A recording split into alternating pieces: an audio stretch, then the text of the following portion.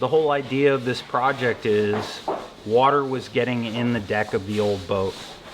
How do we stop water from penetrating the new deck that we've applied? Between here and here, I've got 4 scuppers that allow water, rainwater, to run to the low spot and run off the deck.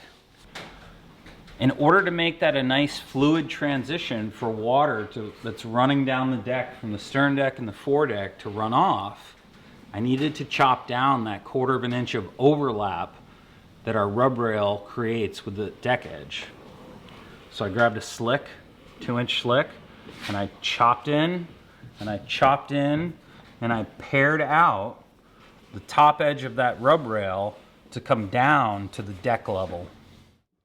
I was really excited to get the boat down the hill back to the boatyard in the water with her mast stood up.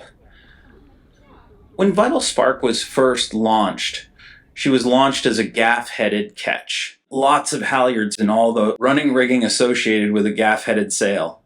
Soon after she was launched, her rig was converted to Marconi, which just left a lot of deck hardware on the boat that didn't make sense anymore and wasn't used.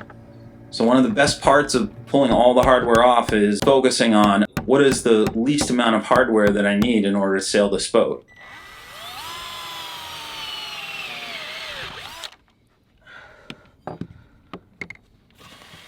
So I just do a donut and a line and a donut.